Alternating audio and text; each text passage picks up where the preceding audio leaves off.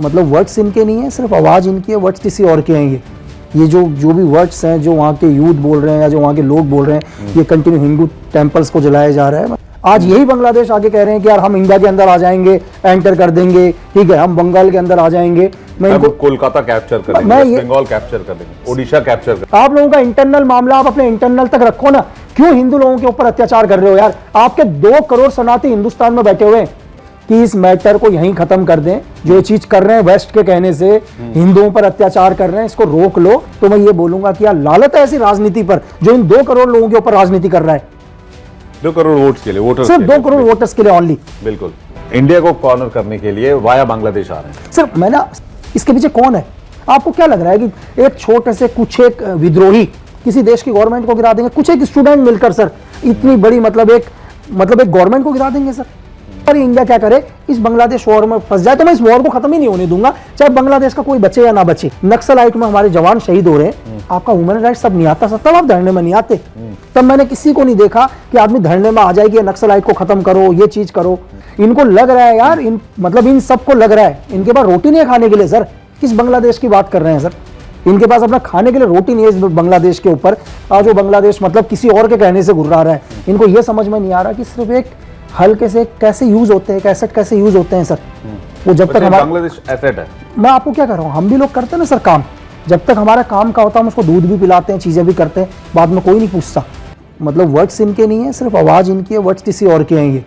ये जो भी वर्ड्स हैं जो वहाँ के यूथ बोल रहे हैं या जो वहाँ के लोग बोल रहे हैं, ये कंटिन्यू हिंदू टेम्पल्स को जलाया जा रहा है। मतलब यही एक गलती पाकिस्तान ने करी थी और बांग्लादेश को भी इस चीज़ से पता लगाना है। मतलब पाकिस्तान ने 400 टेम्पल्स को जलाया था, बांग्लादेश कर रहा है। बांग्लादेश को लग रहा है कि यार वो फ्रीडम है। इनको एक गलत फहमी है। मैं इनको ये बता दूं कि बांग्लादेश के यूथ या इनकी जो भी आने वाली जनरेशन है या जो थे, इनको बहुत गलत हिस्ट्री पढ़ाई गई है।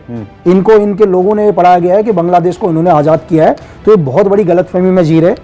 आज यही बांग्लादेश आगे कह रहे हैं कि यार हम इंडिया के अंदर आ जाएंगे, एंटर कर देंगे, ठीक है, हम बंगाल के अंदर आ जाएंगे, मैं इनको कोलकाता कैप्चर कर देंगे, वेस्ट बंगाल कैप्चर कर देंगे, ओडिशा कैप्चर कर देंगे। नहीं बिल्कुल। तो मैं इनको ये बोलूं यार कि भगवान से शुक्र करो कि कलकत्ता में जो हमारी वेस्टर्न कमांड बैठी हुई है, अगर गलती से हमारी वेस्टर्न कमांड मतलब सुबह 15 मिनट पहले उठ गई, अगर 3 कोर कमांडर ने बोला कि यार नहीं आज हमारी मतलब आर्मी 15 मिनट पहले चाय पिएगी, तो सर आधा बांग्लादेश खत्म हो जाएगा सर 15 मिनट चाय पीने से। तो इनको समझना चाहिए सर ये, और इनको ये कोशिश करनी चाहिए कि इस मैटर को यहीं खत्म कर दें। जो ये चीज कर रहे हैं वेस्ट के कहने से, हिंदुओं पर अत्याचार कर रहे हैं, इसको रोक लो। इनको लग रहा है यार, इन सबको लग रहा है इनके पास रोटी नहीं है खाने के लिए सर। किस बांग्लादेश की बात कर रहे हैं सर?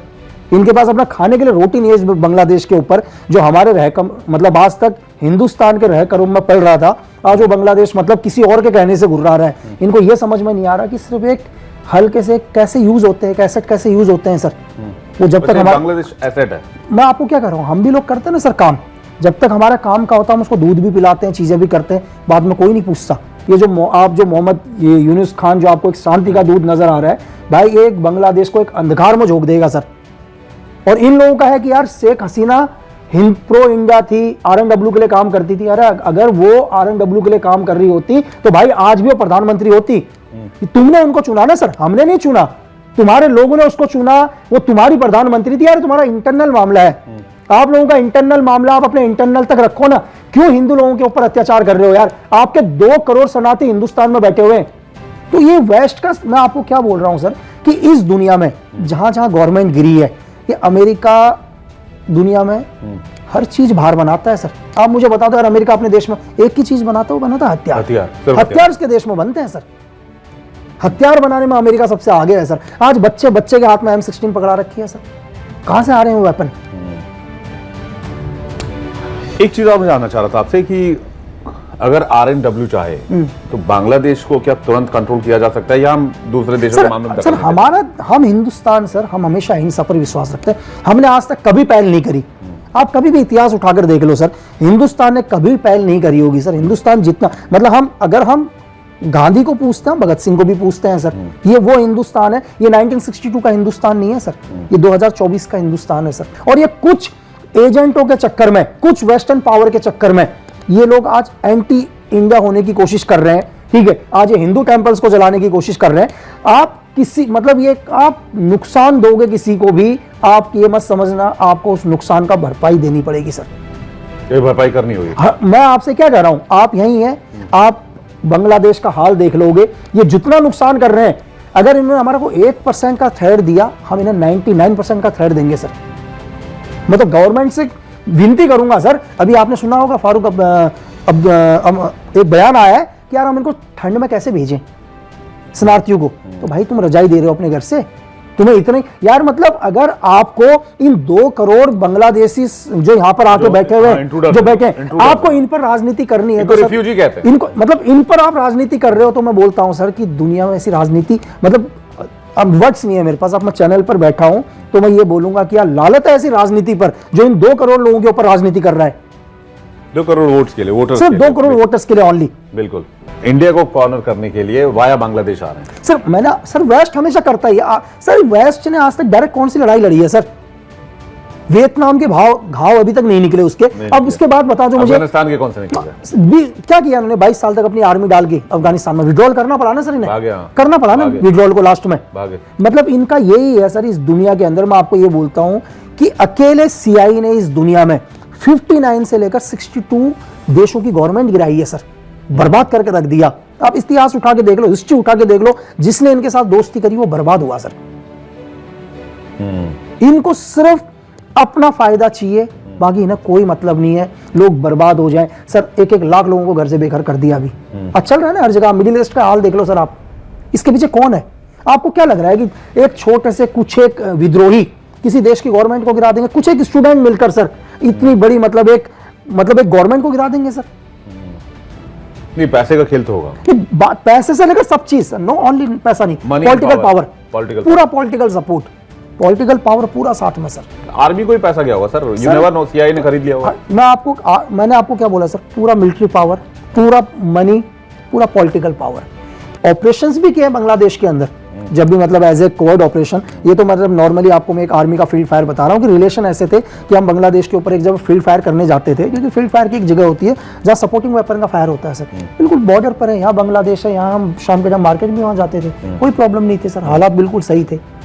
मतलब पिछले गवर्नमेंट में उन लोगों को कोई दिक्कत नहीं थी, 2014 से पहले कोई दिक्कत ही नहीं थी वेस्ट को पता था कि यार भारत तो बहुत ही पीछे है करके, तब उन्हें कोई दिक्कत नहीं है, वो अपने एजेंडा पेनिट्रेट भी कर लेते थे। सर मैं आपको क्या बोल रहा हूँ, तब तक उनका सब कुछ ठीक चल रहा था कि भाई 2014 से पहले यार भारत तो, आप एक चीज बताओ ना, हमारे पहले मतलब हमारे जो भी ऊपर के लीडर वो तो पहले अपने आप को कमजोर प्रूफ कर रहे हैं सर।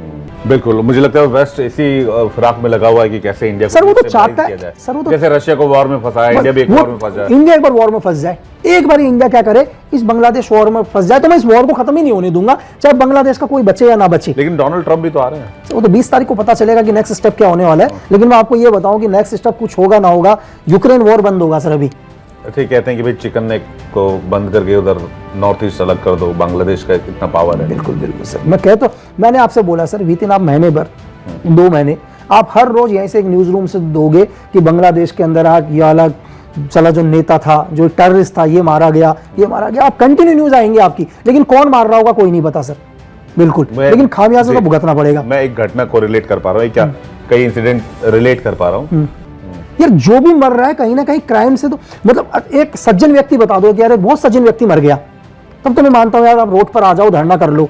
आपको दिक्कत हो रही है साला जो भारत को नुकसान पहुंचाने की कोशिश कर रहे हैं, जिनका हमेशा से क्राइम में रिकॉर्ड रहा है, आपको उनके मरने में बड़ी दिक्कत हो रही है। लोग नक्सलाइट में हमारे जवान शहीद हो रहे हैं, आपका ह्यूमन राइट्स सब नहीं आता सर, तब आप धरने में नहीं आते। तब मैंने किसी को नहीं देखा कि आदमी धरने में आ जाए कि नक्सलाइट को खत्म करो, ये चीज करो, तब वो नहीं आएंगे। लेकिन अब कनाडा, जहां भी मतलब जिन लोगों की भी हत्याएं हो रही हैं, उसमें ये हो गया, इनको ये दिक्कत है, लॉरेंस के साथ ये है, संसद। अगर तुम्हारे को दिक्कत है, तुम्हारे को मतलब ये बताओ कि क्यों तुम्हारे को प्रॉब्लम हो रही है। चलो कभी कहीं पर ये प्रूफ हुआ है कि ये लॉरेंस ने किलिंग करी है? मतलब ये तो कहीं प्रूफ नहीं हुआ ना सर। तो लेकिन बात लॉरेंस, तुम्हें किलिंगों से प्रॉब्लम क्यों हो रही है? तुम्हारे को जब इससे पहले लॉरेंस के ऊपर 78 केसेस 77 केसेस थे, तब तुम्हें दिक्कत नहीं थी, तब तुम बहुत शांत थे। क्योंकि लॉरेंस का अगर आप देखो तो आई थिंक मुझे लग रहा है कि अगर बाबा सिद्दीकी वाला केस उसके ऊपर हुआ तो आई थिंक 80 केस हो जाएंगे उसके ऊपर, जहां तक है। लेकिन आप शुरू के 4-5 केस हटा दो लास्ट के, तब तक मैंने इन्हें कभी नहीं देखा। इन्हें दिक्कत आ रही है खालिस्तानियों के मरने से, एंटी एलिमेंट्स के लोगों से मरने से, जिनका कहीं ना कहीं कभी ना कभी कोई ना कुछ रिकॉर्ड रहा है क्राइम में, उनके मरने से दिक्कत क्यों आ रही है सर? ये उन लोग मैं इसलिए बता रहा हूं कि ये वो लोग भी देख लें कि कुछ एक लोग और भी दुनिया में लिस्ट हो सकते हैं, है ना सर, जिनको लगता है, जो अभी भी हिंदुस्तान के लिए गलत सोच रहे हैं या जिनके दिमाग में कुछ फितूर हो, पैटर्न सेम है सर। साबरमती जेल के अंदर बंद है यार, मुझे तो नहीं पता कि दिल्ली से तिहाड़ से जाने के बाद कोई उससे मुलाकात भी किया नहीं किया। भाई ठीक है, कोर्ट बताएगा, न्यायपालिका में केस चल रहा है, आ जाएगा इन फ्यूचर में। अगर उसने अगर क्राइम किया होगा तो गिल्ट होगा, नहीं किया होगा तो ना सही, बरी होगा सर। क्यों अभी तक कोई, आप इतनी बड़ी बड़ी बातें कर रहे हो, रोड पर धरना कर रहे हो। एक दिन तो मैं टीवी में देख रहा था, कुछ एक हमारे नेता लोग थे कि मतलब संसद में ही लॉरेंस का नाम लेके आ गए। अरे आप हल्ला मत करो, एविडेंस लाओ ना सर, आप एविडेंस दो। अब इस गरिमा पर बैठे हुए आप संसद भवन पर आप बहस कर रहे हो इस चीज की, तो आप इतनी एक एविडेंस दे दो छोटा सा गवर्नमेंट को, सर ये एविडेंस है करके। इस एविडेंस के ऊपर सर, मुंह से कहने से तो कुछ भी कहेगा सर आदमी, मुंह से तो मुझे भी लोग पहले गैंगस्टर बोलते थे सर कुछ टाइम तक, मैं बाकी क्या बोलूं सर।